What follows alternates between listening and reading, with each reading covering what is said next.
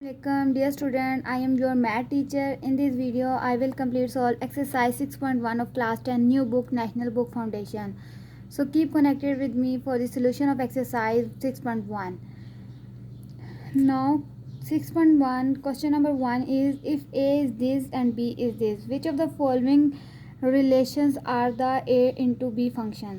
Different तरह के आपको वैल्यूज़ दी हुई हैं और बताया गया है कि हमें क्या करना है कि सॉल्व करना है और बताना है कि क्या ये फंक्शंस हैं या नहीं हैं।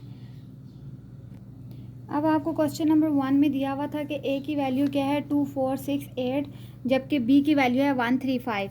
हमें रेंज निकालने R1 दिया हुआ है और उसकी वैल्यू दी हुई है, तो यहाँ पे हमने क्या करना है, डोमेन फाइंड आउट करनी है। डोमेन फाइंड आउट करने से पहले आपको पता होना चाहिए कि डोमेन होती क्या है। तो इसके लिए हम बुक के पेज नंबर 116 पे चले जाएंगे।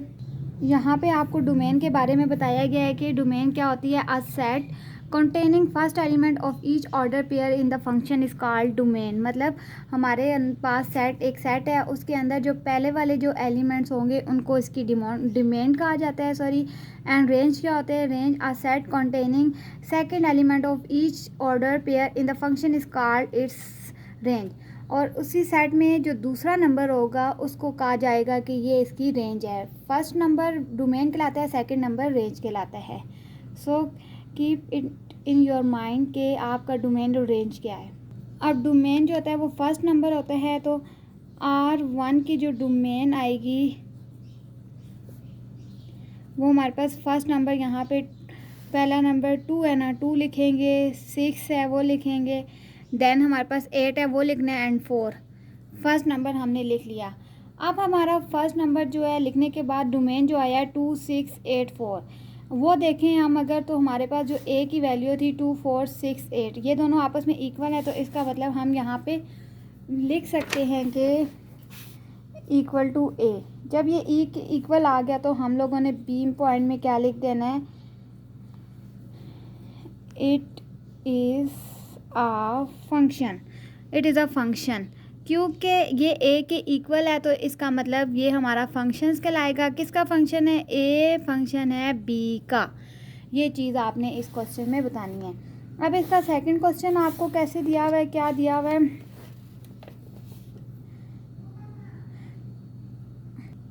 अब सेकंड क्वेश्चन में दिया हुआ है R2 और इसके इक्वल दिया हुआ है, इसकी वैल्यू 2 3 6 1 8 3 एंड 6 2 है।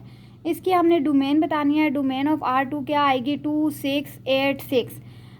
ये 6 दो बार रिपीट है ना, तो एक बार ही लिखते होते हैं, क्योंकि सेट में आपका ये रूल होता है कि एक नंबर एक बार आता है, रिपीट नहीं किया जाता। तो हमने क्या करना है, डोमेन के लिए पहला एलिमेंट आप लिख लें, 2 लिखेंगे, 6 एंड 8 लिखेंगे। जब आप अगर याद रखें तो हमारे पास जो ए हमें दिया हुआ है वो 2 4 6 और 8 है, लेकिन आया हमारे पास क्या आंसर है 2 6 8, 4 मिसिंग है, तो इसका मतलब ये इसका फंक्शन नहीं कहलाएगा, क्योंकि यहाँ पे एक वैल्यू जो है वो मिसिंग है। जब ये आपका सेम नहीं है तो आप लिखेंगे is not equal to A, तो बी में क्या लिखेंगे, also there is a repetition in first element not okay, it is not a function. तो यहाँ पे आप सिंपल लिख दे not, it is not a function, क्योंकि ये ए के इक्वल नहीं है। तो जब ए के इक्वल वैल्यू नहीं है तो इसका मतलब ये फंक्शन इसका नहीं है। तीसरा क्वेश्चन हमें दिया हुआ है R3 2 3 6 5 8 3। हमने डोमेन बतानी है। डोमेन में फर्स्ट एलिमेंट लिखते हैं, 2 लिखेंगे, 6 लिखेंगे, 8 लिखेंगे। अब ये हमारा इसके इक्वल नहीं है, तो इसका मतलब ये भी फंक्शन नहीं है, not equal to A. Then last में हमें दिया हुआ है R4 जिसकी वैल्यू दिया 2 3 6 3 6 3 8 3 4 1। तो हमने क्या करना है, इसकी डोमेन बतानी है, 2 6 8 4 अरेंज करके लिख लिया, और ये इसके इक्वल है ए के, तो इसका मतलब ये हमारा आंसर येस हो गया। तो बी में हमने लिख देना है कि first member is not repeating, okay हो गया ये कि हमारा ये क्वेश्चन जो है ये फंक्शन बन रहा है। तो एफ फंक्शन जो है वो ए बिलोंग है बी का। तो ये क्वेश्चन था question number 1। Hopefully it is clear. अगर किसी चीज़ की समझ नहीं आती तो आप कमेंट बॉक्स में क्वेश्चन कर सकते हैं। अब क्वेश्चन नंबर 2 हमें क्या दिया हुआ है, identify the function from the following diagram, also write their type. आपको डिफरेंट तरह के फंक्शन दिए हुए हैं, डायग्राम दिए हुए हैं, और हमने बताना है कि इनमें कौन सा फंक्शन लाई कर रहा है और कौन सी टाइप जो है ना इसके साथ सूटेबल है। पहले थोड़ा सा आप टाइप्स के बारे में पढ़ ले। तो टाइप्स क्या होती है? टाइप्स ऑफ फंक्शन में आपकी एक इनटू टाइप होती है, ऑन टू होती है। तो इनटू क्या होती है? A function A belong B will be into if there at least one element of the set B which is not an image of any element of set A. कह रहे हैं कि इनटू तब होगा जब दोनों में से ना एक ऐसा नंबर होगा जो दूसरे के साथ बिलोंग नहीं कर रहा होगा। अगर आप यहाँ पे डायग्राम देखें तो आपको इजीली समझ आ जाएगा कि इनटू होता क्या है। इसके पास कितने एलिमेंट है? 1 2 3 ए बी सी हैं और यहाँ पे 1 2 3 4 हैं। इधर 3 है, इधर 4 है। तो इसका मतलब 3 तो आपस में मैच कर जाएंगे, लेकिन एक जो है ना नंबर 4 वाला जो यहाँ पे एक्स्ट्रा है वो इसके साथ मैच नहीं कर रहा। तो ये इसका मतलब ये आपका इनटू कहलाएगा। इनटू उस वक्त होता है जब एक फंक्शन इसके साथ मैच नहीं कर रहा होगा। इसके बाद ऑन टू क्या होता है? A function a is b will be on to if every element of the set is an image of at least one element of the set is range। अब क्या कह रहे हैं कि यहाँ पे a b c है, यहाँ पे 1 2 है। तो इसका क्या मतलब है कि यहाँ पे भी तो डिफरेंट वैल्यू है। यहाँ पे 3 नंबर है, यहाँ पे 2 नंबर है, लेकिन यहाँ पे एक नंबर एक के साथ है, जो दूसरे 2 नंबर है वो इसके एक नंबर के साथ अटैच हो सकते हैं। तो इसका मतलब ये हमारा ऑन टू फंक्शन होगा। ऑन टू फंक्शन में या तो सारे सेम होंगे या अगर 2 हैं तो वो एक के साथ मिलकर एक पेयर बना सकते हैं।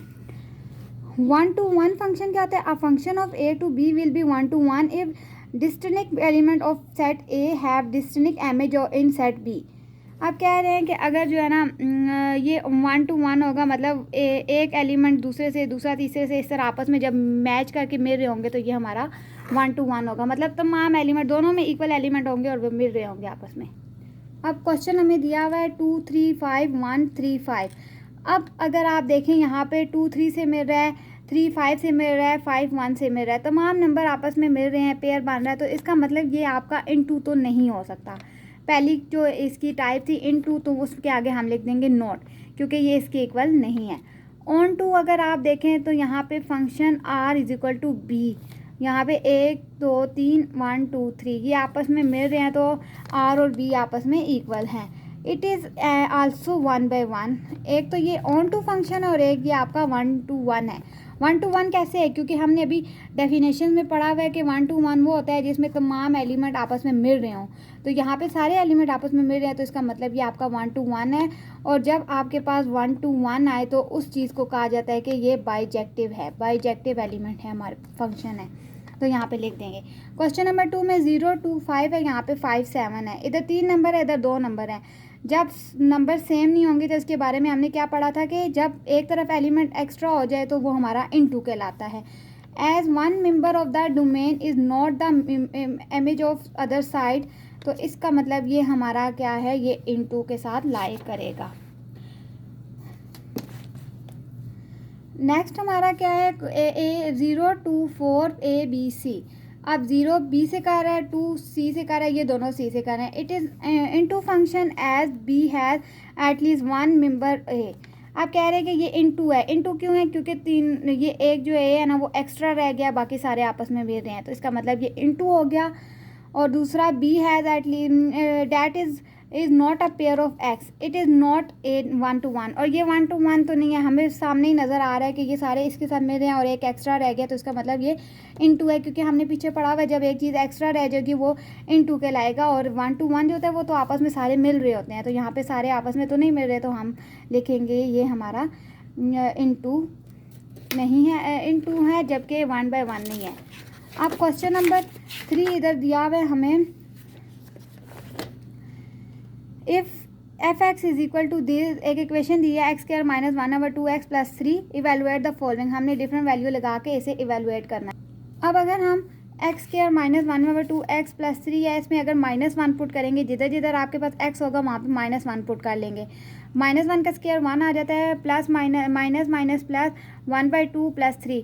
यहाँ पे एलसीएम लिया, 2 आ गया, 2 को मल्टीप्लाई 2 1 2 3 6, इनको प्लस किया तो 9/2 आपका आ गया आंसर।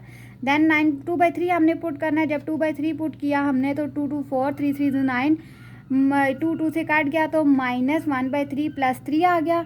उसके बाद एलसीएम लिया तो हमारे पास आ जाता है 28/9, ये आपका आंसर है।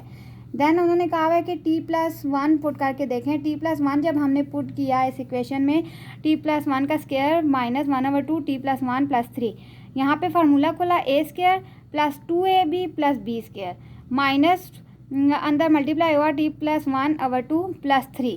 देन हमने अब अगले स्टेप में क्या करना है कि यहाँ पे एलसीएम लिया, 2 को इन सारों के साथ मल्टीप्लाई कर लिया और उसके बाद प्लस माइनस किया तो हमारे पास ये एक आ गई इक्वेशन, जो कि हमारा आंसर है 1/2 2t² + 3t + 9। Hopefully question number 3 is clear. अब क्वेश्चन नंबर 4 में उन्होंने क्या कहा है, बहुत इजी सी एक्सरसाइज है, सिंपल सी ऑब्जेक्टिव टाइप, तो आपने इसे समझना है, बस समझने की ज़रूरत है, आपको इजीली समझ आ जाएगी। इफ़ x इज इक्वल है set of prime factor and y is a set of their 3 non negative integer, check whether the function defined by x belong y x - y। अब हमने क्या करना है, बताना है कि क्या जो फंक्शन है वो इंजेक्टिव और बाइजेक्टिव है, और इसके अलावा प्राइम नंबर और दूसरे नंबर लेने हैं हमने नॉन नेगेटिव नंबर। अब इस क्वेश्चन को सॉल्व करने के लिए हमें बताया हुआ है कि x जो है वो हमारे प्राइम नंबर है। प्राइम नंबर ऐसे नंबर होता है जो सिर्फ अपने टेबल में आते हैं, दूसरे किसी टेबल में नहीं आते। तो 2 नंबर ले लिए 2 3, और एक उसके अलावा नॉन नेगेटिव नंबर कहा हुआ है y जो है, तो y = 0 1 2 लिख लिया। 3 नंबर लेने हैं तो 3 ले लिए हैं। तो f फंक्शन x - y ये हमें = 1 बताया हुआ है कंडीशन में। तो अगर हम x माइनस ये -1 जो है इधर आके -1 हो जाएगा, y इधर आके +1 हो जाएगा। ये एक इक्वेशन हमने बना दी। और अगर x = 2 हम लें तो अब हमने क्या किया कि x की जगह 2 पुट करके देखना है। तो y = 2 - 1, 2 में से -1 करेंगे तो 1 आ जाएगा। इसका मतलब हमारे पास एक, जब हम x2 पुट करेंगे तो y की वैल्यू 1 आ जाएगी, और अगर हम x3 पुट करें तो 3 में से -1 करेंगे तो 2 आ जाता है। इसका मतलब जब हम 3 पुट करेंगे तो y की वैल्यू 2 आ जाती है। तो इक्वेशन हमारी क्या बन गई, x वो डायग्राम x और y, एक हमारा 2 3 था क्योंकि हमने एक दफ़ा x2 पुट किया, एक दफ़ा 3 पुट किया है। तो आंसर हमारे पास 1 और 2 आया, वो लिख लिया। तो इसके बारे में क्या कहा जा रहा है कि b has one element that has no image in A, so it is into function. कह रहे हैं कि जो हमारे पास b है उसके पास सिर्फ एक एलिमेंट है, तो इसका मतलब ये दूसरे के साथ मैच नहीं कर रहा, पेयर नहीं बन रहा, तो ये हमारा इनटू फंक्शन कहलाएगा। मोर एवर इट इज़ 1/1 भी कहलाएगा, क्योंकि जब हमने इसको सोल्व किया तो ये आपस में इक्वल आ रहे हैं, तो ये हमारा 1/1 भी कहलाएगा।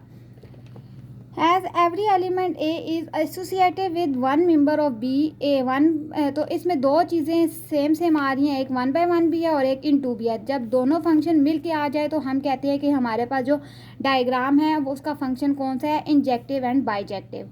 Hopefully it is clear. बस सिंपल सी बात है, आपने ये पॉइंट याद करने हैं, ये आपको बुक के पेज नंबर 117 में मिल जाएंगे, उनको आपने अपने दिमाग में रखना है और इस क्वेश्चन को सॉल्व कर लेना है, ये हो जाएगा ईजीली। अब क्वेश्चन नंबर 5 में हमें क्या दिया हुआ है, a function f is defined by f(x) t - ax, find the value of a and t if 0 and 2 are the image of 1 - 1। अब इमेज में वैल्यू क्या दी हुई है, 0 और 2, 1 और -1 दिया हुआ है, जबकि x की वैल्यू t - ax दिया हुआ है। हम पुट करके बताएंगे कि हमारा आंसर आता है या नहीं। अब इसके लिए देखें, f(x) = t - ax, तो a भी मालूम करना है, t भी मालूम करना है। डायग्राम के बारे में उन्होंने क्या कहा है, एक तरफ 1 और -1 है और दूसरी तरफ 0 और 2 है, जो कि आपस में मिल रहे हैं। तो इसका मतलब हमने क्या करना है, एक दफ़ा x1 पुट कर लेना है और एक दफ़ा -1 पुट कर लेना है। तो ये क्वेश्चन हमें क्वेश्चन में गिवन है, इसमें हम एक दफ़ा 1 पुट करेंगे जब, तो t - a हो जाएगा, तो ये हमारी एक इक्वेशन 1 बन जाएगी। और जब -1 पुट करेंगे तो t - -+ a = 2। उन्होंने कहा हुआ था कि जब ये इक्वल करेंगे तो ये 2 के इक्वल है। ये अगर आप डायग्राम को गौर से देखें ना, जब हमने 1 पुट करेंगे तो 0 = t - a, ये हमारी एक इक्वेशन बन जाएगी। दूसरी तरफ हमारी क्या है, ये 2 है ना, तो 2 = t + a, ये हमारी 2 इक्वेशन बन गई। अब दोनों इक्वेशंस को हमने क्या करना है, अब दोनों इक्वेशन को हमने यूज़ करना है। t - a = 0, t + a = 2। तो सॉल्व करते हैं, ऐड करते हैं, ये 2 प्लस होकर t और t 2t बन जाता है, a और a कट जाता है, यहाँ पे 0 में 2 प्लस करें 2 ही आता है, तो 2 काट के इधर आके कटिंग होके t इज इक्वल टू 1 हो जाता है। अब t की वैल्यू 1 आई है, यहाँ पे पुट करेंगे 1 minus a is equal to 0। तो यहाँ पे माइनस a था, इधर भी माइनस a, 1 इधर आके माइनस हो जाएगा, माइनस माइनस कट गया तो a की वैल्यू हमारे पास 1 आ गई है। तो अब इस a को अगर हम लोग इधर पुट करेंगे, इस 1 को पुट किया तभी a आया, तो इसका मतलब t भी 1 है और a भी 1 है, दोनों वैल्यू हमारे पास 1 आ गई। तो ये आपका आंसर है।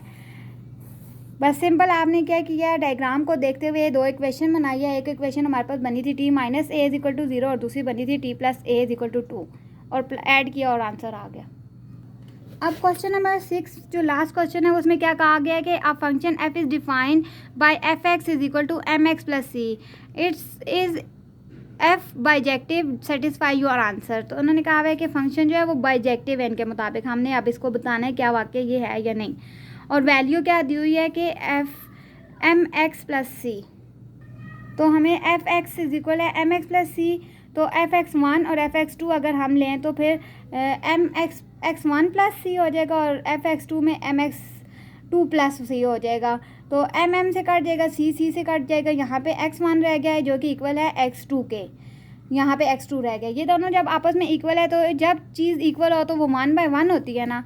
जब एक चीज़ 1 बाय 1 है तो हम कह सकते हैं कि हमारा जो फंक्शन है वो बाइजेक्ट है। जी पीछे हमने पढ़ लिया कि बाइजेक्टिव होगा जब हमारे जो है ना फंक्शंस के एलिमेंट आपस में सेम होंगे, वो 1 बाय 1 भी कहलाएंगे और उसका दूसरा नाम जो होता है वो बाइजेक्टिव कहलाता है। Hopefully exercise 6.1 is clear. If this video is helpful for you, so don't forget to subscribe my channel. Thanks. Allah Hafiz.